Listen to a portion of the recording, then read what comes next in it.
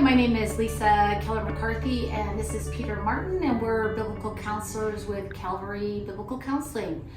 Today we are going to talk about the breakdown in communication in marriage, and we're just going to talk about one example. There are multiple examples of that, but today we're just going to focus on one, and that's going to be unresolved conflict. And so Peter, I'll have you start. Okay. Yeah.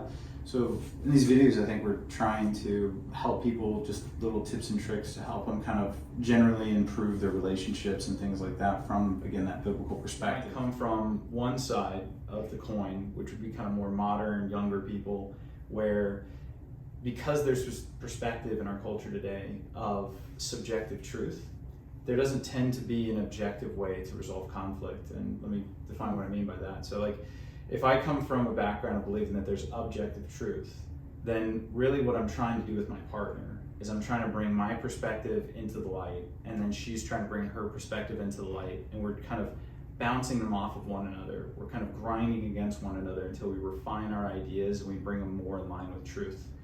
But if we don't believe in objective truth and we only believe in subjective truth, then kind of the purpose of... Meaning, can I stop you? Meaning you're, like, everybody can have their own truth. That's right. I have my truth, you have your truth. Yeah. Then conflict resolution is very different. Basically, conflict resolution from that perspective is more me just accepting your truth and you accepting my truth and us kind of going further apart as a result. So it's more about acceptance, toleration, and affirmation than it is actually about getting closer and closer to a better solution as a couple.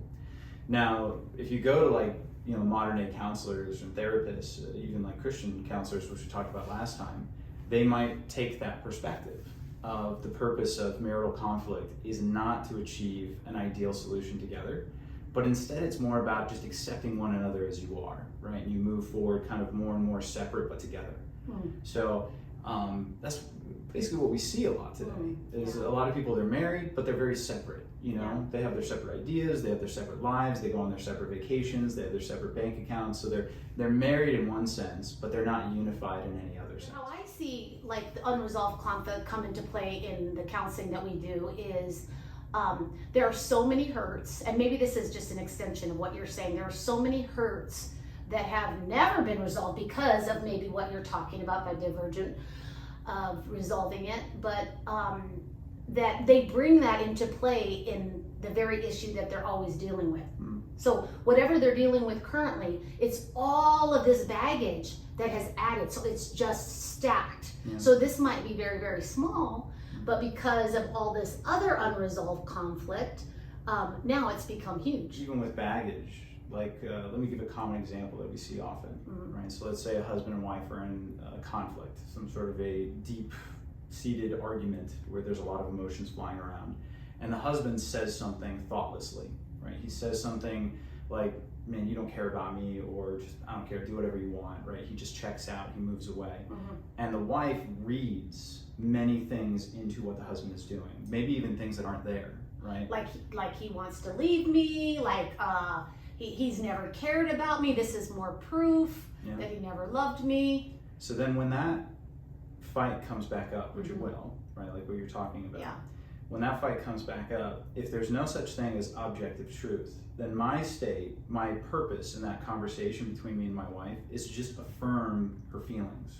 However, if I do believe in an objective truth, then I should to some extent defend myself and say, well, no, like when I said that, I didn't mean I want to leave you. I didn't mean that we want to go our separate ways. I just meant in this particular conversation, I've checked out, right?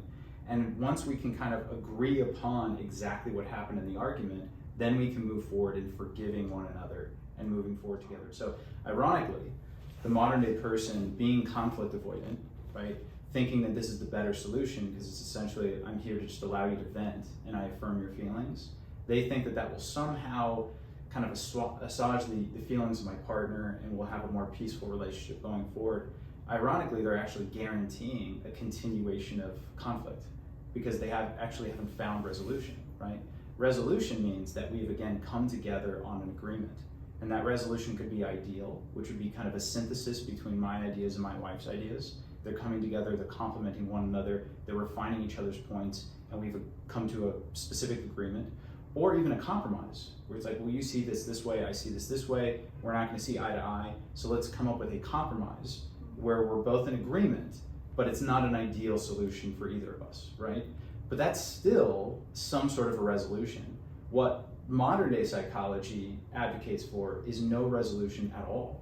It's just affirmation of what people feel so that they feel better about their own inner world, as opposed to coming closer to what we would say is truth with a capital T. Well, I think they don't really understand that the conflict is not resolved. Exactly. Just like, I think like the young couple that we saw, I think they feel like because we talked about it, right, therefore it's resolved. I wanted to kind of put it in a practical, like what we actually see in counseling, and that's usually they'll have a fight, and the fight will be about something, say, small. But because they never came to the resolution that you're talking about, they never came to where they actually just vented at each other, but they never talked it out, figured out what actually really is going on and how they can figure out what is a resolution, then they either just suppress it and it just keeps coming back, but in different ways, or they suppress it forever and they just go their separate ways because they just validate each other's truths.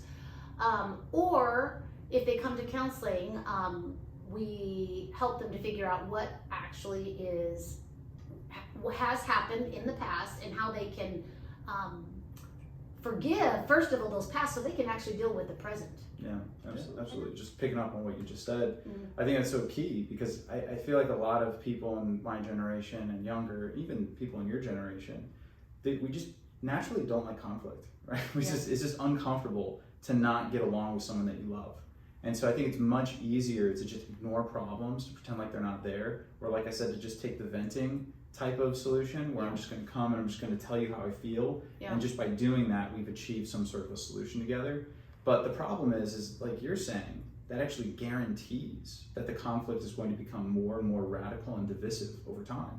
Right? So maybe we're having a small argument about whose job it is to take out the trash one day, and then the next day we're having another argument about whose job it is to, let's say, change the child. And then the next day we might have a bigger argument about how to discipline our kid.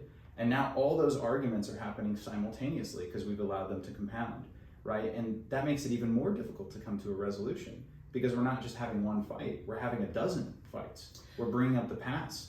Yeah. Well, and what happens in those is there's underlying feelings that aren't dealt with, the heart issue. So for the man or the female, he might feel like the way she talks to me is disrespectful, and it just compounds every time she says something like take out the garbage, do this, it compounds, and she feels like he's not loving to me, he's not helpful, this proves more he does not love me. And so they're trying to vent and they're trying to say these things, and they feel like they're resolving it by telling each other, you didn't do this and you didn't do that, but it never got to the heart of really what was going on. And if you don't even see that as being a heart problem, of like, well, we just disagree with one another, and so I, as the wife, am just going to nag my husband until he gets the picture, or I, as the husband, am going to neglect my wife until she gets my picture, which tends to be what I see. The problem is that your partner has deep reasons as to why they're not doing things the way that you want. And sometimes if they become resentful enough, their reason for not doing what you want is going to be direct resentment towards you. So in other words, now I'm going to start doing the wrong thing simply because I'm resentful in the way that my wife is approaching me. And I might not even be conscious that that's what I'm doing, but it is what I'm doing. I'm expressing my resentment through passive tendencies, right? So again, the only way to actually move forward is to come to some sort of a solution. And there are more conversations we can have about how to achieve that. But I think just as a premise, people need to understand, what is the goal when I come into conflict with my wife? Is it a bad thing? Well, it's not necessarily a bad thing. All the conflict is revealing is underlying disagreements. And those are going to be there whether you have the conversation or not. But then when they come to the surface, what should the goal be? To come to some sort of agreement, right? Where I'm listening to my partner and we're coming together to find out which side, or maybe how do I incorporate what my wife thinks to come to something more aligned with the truth with a capital T. Yeah. That also produces humility. Right? Yeah. And they might need some help with that, because they might not even know, individuals might not even know that they have these unresolved hurts. But because they have piled up, these small things look so big. And so that's all for today. We will continue this marriage series the next time.